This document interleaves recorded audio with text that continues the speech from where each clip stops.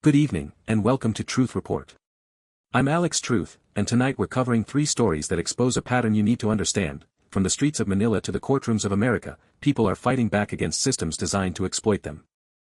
I'm Maya Clarity, and what connects tonight's stories is this: whether it's a corrupt government in Southeast Asia, a prestigious university destroying a scientist's career, or a tech billionaire replacing American workers while preaching patriotism, power protects itself, and ordinary people pay the price. In Manila, tens of thousands took to the streets on the 40th anniversary of the People Power Revolution, the uprising that toppled the Marcos dictatorship in 1986. But this time, the protesters weren't celebrating. They were confronting police lines, demanding accountability from the current government. We'll tell you why. Then we'll take you inside a federal courtroom where a judge just ruled that the family of Dr. Jane Wu, a brilliant Chinese-American neuroscientist, can proceed with their lawsuit against Northwestern University. They allege the university's cooperation with the so-called China Initiative drove her to suicide. This case could redefine how we understand institutional racism in American academia. And we'll close with Tesla, where a federal judge has ruled that Elon Musk's company must face a class action lawsuit alleging it systematically fired American workers and replaced them with cheaper H-1B visa holders. The irony of that one, given the current political climate, is almost too much to bear. Let's get into it. We start tonight in Manila, where the streets erupted on February 25, the 40th anniversary of the 1986 People Power Revolution. According to Al Jazeera's reporting, thousands of Filipinos marched through the capital in what became one of the largest anti-government demonstrations in recent years. This wasn't a memorial, it was a confrontation. To understand what happened today, you have to understand what happened 40 years ago. In February 1986, millions of Filipinos took to the streets and overthrew Ferdinand Marcos Sr., a dictator who had ruled through martial law, stolen billions from the national treasury, and crushed political dissent for over 2 decades. It was one of the most inspiring moments in democratic history: ordinary people, nuns, soldiers, students, standing down tanks with nothing but their bodies and their conviction. And here's the bitter irony that brought people into the streets today. The son of that dictator, Ferdinand Marcos Jr., known as Bang Bang, won the presidency in 2022. The Marcos family, which was exiled after the revolution, returned to power through a carefully managed political rehabilitation that took decades. Many Filipinos feel that the promise of people power has been betrayed, that the very family the revolution overthrew is now back in control. The protests, according to reports from Manila, saw demonstrators clashing with police. Tear gas was deployed. Water cannons were used against crowds.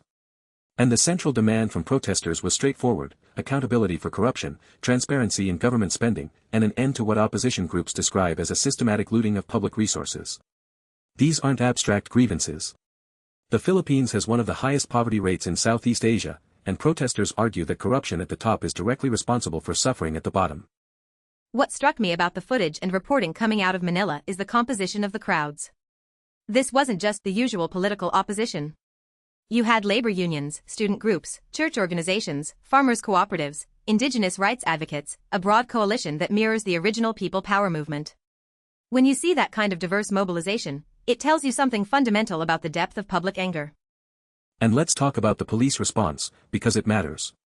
When a government responds to peaceful protest with tear gas and water cannons, it's making a statement about whose interests it serves. The right to peaceful assembly is enshrined in the Philippine Constitution, the same constitution that was written after the fall of Marcos Sr. specifically to prevent authoritarian overreach. Using force against citizens exercising that right on the anniversary of the revolution that created those protections is not just tone deaf. It's a kind of institutional confession. The broader context here is critical. The Philippines under Marcos Jr. has seen a consolidation of political power, with allies installed in key government positions and critics increasingly marginalized. Press freedom organizations have flagged growing concerns about media independence. And the economic situation for ordinary Filipinos has not improved. Inflation has hit food prices hard, wages remain stagnant, and the infrastructure promises that helped Marcos win the presidency have largely not materialized. What we're watching in Manila is a 40-year cycle completing itself. A dictatorship was overthrown by the people. The dictator's family spent decades rebuilding their image and their political network. They returned to power. And now, a new generation is in the streets saying, "We remember what you did, we see what you're doing, and we refuse to accept it." The question is whether this movement has the sustained organizational power to force real change, or whether it will be suppressed the way the Marcos family has suppressed accountability for decades. And that question matters far beyond the Philippines. Authoritarian families returning to power, democratic backsliding, the use of police force against protesters, these are patterns we're seeing across the globe. Manila today is a warning about what happens when democratic institutions are allowed to erode slowly, when corrupt dynasties are allowed to rehabilitate their image, and when the public memory of past abuses is deliberately clouded by disinformation and revisionism. We'll be watching the Philippines closely. 40 years ago, the world was inspired by people power. Today, the world needs to pay attention to whether that power can survive the return of the very forces it once defeated. Now let's turn to our second story, and this one is devastating. A federal judge in the United States has ruled that a wrongful death lawsuit against Northwestern University can proceed. The case involves Dr. Jane Wu, a distinguished Chinese-American neuroscientist who took her own life. According to reporting from the South China Morning Post, Wu's family alleges that the university systematically mistreated her in connection with the now-defunct China Initiative, and that this mistreatment directly contributed to her death. Let me give you the background on the China Initiative, because it's essential to understanding this case.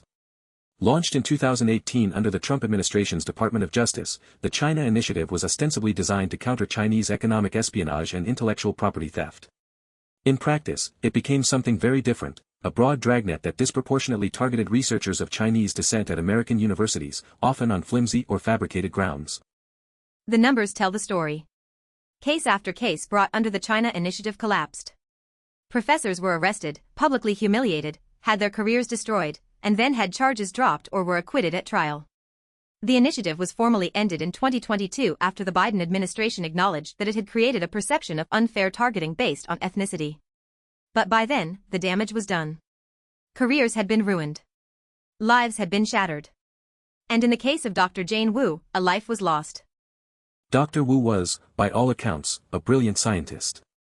She held the position of Dr. Charles L. Mix Research Professor at Northwestern, a prestigious appointment that reflected decades of groundbreaking work in neuroscience. She had built her career in America, contributed to American scientific advancement, trained American students, and published research that advanced human understanding of the brain. And then her own institution turned on her. The family's lawsuit alleges that Northwestern University subjected Dr. Wu to investigations and disciplinary actions that were connected to the broader climate of suspicion created by the China Initiative. The specific allegations paint a picture of institutional cruelty, a researcher who had given her professional life to the university being treated as a suspect, isolated from colleagues, and stripped of the professional standing she had spent decades building. The family contends that this treatment was a direct cause of her suicide. What makes this ruling significant is that the judge rejected Northwestern's attempt to have the case dismissed. The university argued that it should not be held liable, but the court found that the family had presented sufficient allegations to move forward. The next hearing is set for mid-May, and legal experts say this case could establish important precedents about institutional responsibility when a university's actions contribute to the mental health crisis and ultimate death of a faculty member. Let's be direct about what happened here. The China Initiative created a climate of racial suspicion in American academia. It told universities and federal agencies to look at researchers of Chinese descent with heightened scrutiny. And institutions like Northwestern, rather than pushing back against this discriminatory framework, apparently cooperated with it, potentially at the cost of a woman's life. That's not just an administrative failure. That is a moral catastrophe. And the institutional incentives are worth examining. Universities receive billions in federal research funding. When the Department of Justice signals that it's scrutinizing ties between researchers and China, universities face a choice: defend their faculty and risk federal funding, or cooperate with investigations and protect their bottom line. Too many chose the money. Too many treated their own professors as expendable. Dr. Wu's case may be the most tragic example, but she was far from alone. The China Initiative has been called one of the most significant episodes of racial profiling in modern American academic history. Hundreds of researchers of Chinese and Chinese-American descent reported being subjected to heightened scrutiny, denied opportunities, or pushed out of their positions during this period. A chilling effect settled over the scientific community, with researchers of Asian descent reporting that they felt surveilled, suspected, and unwelcome in the country where many of them had built their entire careers. What the Wu family is seeking through this lawsuit isn't just compensation, it's accountability. They want a court to formally recognize that what Northwestern did to Dr. Wu was wrong, that the university had a duty of care to its faculty, and that it failed catastrophically in that duty. If they succeed, it could open the door for other families and researchers who were harmed by the China Initiative to seek justice through the courts. And here's what makes me angry about this story. The China Initiative is over. It was quietly shut down. The government essentially admitted it was discriminatory. But the people whose lives it destroyed have received no apology, no compensation, and no acknowledgement from the institutions that participated in their persecution. Dr. Wu is dead. Her family is left to fight in court for the basic recognition that what happened to her was wrong. The system broke her, and now her family has to fight that same system for accountability. The mid-May hearing will be closely watched by civil rights organizations, academic freedom advocates, and the Asian American community. Whatever happens in that courtroom, the story of Dr. Jane Wu should never be forgotten. She was a scientist who came to America, excelled in America, and was destroyed by American paranoia. That's the truth of it. Now we turn to our third story, and Alex, I have to say, the sheer audacity of this one is remarkable even by the standards of corporate America. A federal judge has ruled that Tesla must face a class action lawsuit alleging the company systematically discriminated against American workers by replacing them with H-1B visa holders. According to Electrek's reporting, U.S. District Judge Vince Chabria found that the plaintiff had offered sufficient evidence for the case to proceed. The allegation is straightforward. Tesla laid off more than 6,000 American employees in 2024 and then filled engineering positions with H-1B visa workers who could be paid less and controlled more easily. Let's unpack this, because the details matter. The H-1B visa program was created to allow American companies to hire highly skilled foreign workers when qualified Americans aren't available for specific positions. The key phrase is when qualified Americans aren't available. The lawsuit alleges that Tesla didn't just happen to hire H-1B workers, it systematically preferred them over qualified American employees, laying off existing staff and then bringing in visa holders to do the same work at lower cost. And the mechanism of control is important to understand. H-1B visa holders are tied to their sponsoring employer. If they lose their job, they have a limited window to find a new sponsor or leave the country. This creates an enormous power imbalance. H-1B workers are far less likely to complain about working conditions, push back on excessive hours, report safety violations, or demand fair compensation, because their immigration status depends on keeping their employer happy. It's not quite indentured servitude, but the power dynamics share uncomfortable similarities. So what you have, according to this lawsuit, is a company that fired American workers who had rights, protections, and the ability to push back, and replaced them with foreign workers who were legally vulnerable and therefore easier to exploit. This isn't about protecting American jobs versus welcoming immigrants, it's about a corporation allegedly manipulating the immigration system to suppress labor costs and worker power across the board. Both American workers and H-1B workers lose. The only winner is the company's bottom line. Now let's talk about the elephant in the room. The CEO of Tesla is Elon Musk, who has become one of the most prominent political figures in America. Musk has positioned himself as a champion of American workers, an advocate for reducing government waste, and an ally of political leaders who campaign on protecting American jobs from foreign competition. The allegation that his own company was systematically replacing Americans with cheaper foreign labor while he publicly championed American workers is hypocrisy of a staggering magnitude. And it's not just the hypocrisy. Musk has been deeply involved in political discussions about immigration policy, about H-1B visas specifically, and about the role of government in protecting American interests. He runs the so-called Department of Government Efficiency, which has been cutting federal programs and workforce while claiming to act in the public interest. If these allegations are true, we're looking at someone who preaches economic nationalism in public while practicing labor exploitation in private. Judge Chabria's ruling is significant because it means the case has cleared its first major legal hurdle. Tesla will have argued vigorously for dismissal, companies always do in these cases, because allowing a class action to proceed means discovery, which means internal documents, emails, hiring records, and compensation data become available to the plaintiff's lawyers. Whatever Tesla's internal communications say about their hiring practices is now potentially going to see the light of day. The class action aspect makes this particularly powerful. This isn't one disgruntled employee. The lawsuit represents a class of more than 6,000 workers who were laid off. If the plaintiffs can demonstrate a pattern, that layoffs disproportionately affected American workers while H-1B hiring continued or increased, that's devastating evidence of systematic discrimination. And the scale of the layoffs, over 6,000 people, suggests this wasn't a series of individual decisions. It was policy. Let's also consider what this means for the broader tech industry. Tesla is not the only company that has been accused of using the H-1B program to suppress wages and replace American workers. This has been a persistent criticism across Silicon Valley for years. But Tesla, because of Musk's political prominence and his public statements about American workers, is uniquely vulnerable to this kind of lawsuit. The gap between the rhetoric and the alleged reality is simply too wide to ignore. And for the H-1B workers themselves, let's be clear, they are also victims in this system. They came to America to build careers, to contribute their skills, to pursue opportunity.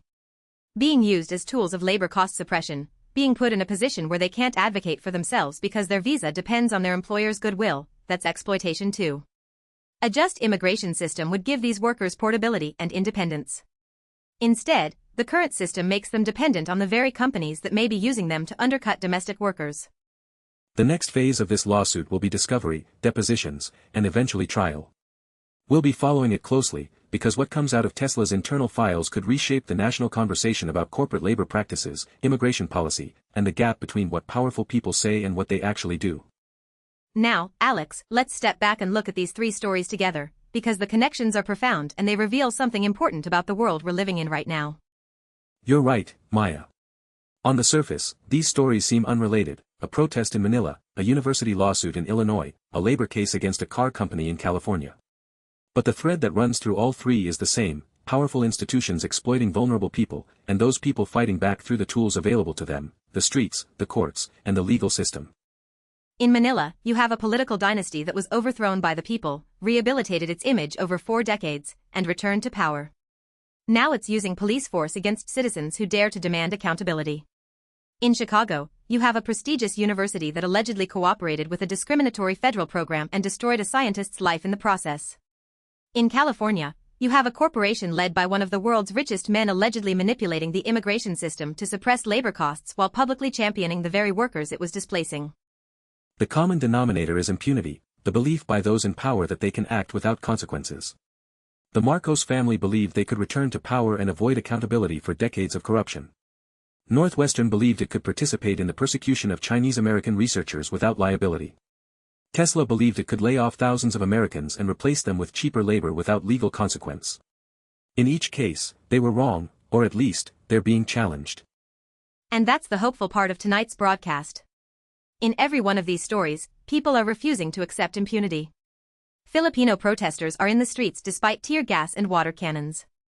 The Wu family is in court despite the emotional devastation of losing a loved one.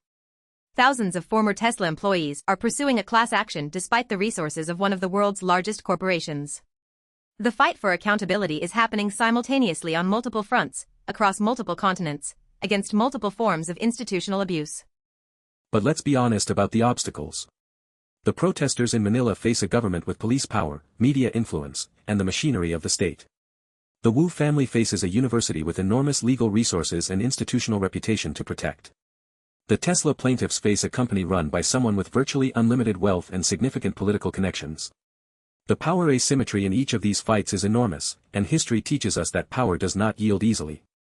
Which is exactly why these stories matter, and exactly why journalism like this matters. When we connect these dots, when we show that the corruption in Manila and the discrimination in a Chicago university and the labor exploitation at a California car company are expressions of the same fundamental dynamic, concentrated power exploiting ordinary people, we make it harder for any of these actors to hide behind the complexity of their individual situations. The pattern is clear. The question is whether enough people see it and demand change. That's the truth report for tonight. 3 stories. 3 continents. 1 pattern: power exploiting people, and people fighting back. In Manila, the spirit of people power lives on 40 years later, even as the descendants of dictatorship try to crush it. In courtrooms across America, families and workers are using the legal system to demand what they've been denied: accountability and justice. These stories will continue to develop. The protests in Manila will either grow or be suppressed. The Wu family's lawsuit will proceed to its next hearing in May. The Tesla class action will enter discovery. And we'll be here, covering every development, connecting and asking the questions that power doesn't want asked. If these stories made you think, share them. Talk to your neighbors, your coworkers, your families. The most powerful thing any of us can do is refuse to look away. Democracy, workers' rights, racial justice, none of these survive on autopilot. They survive because ordinary people decide they matter enough to fight for. For Truth Report, I'm Maya Clarity. And I'm Alex Truth. Stay informed. Stay critical. And never stop asking who benefits and who pays. Good night.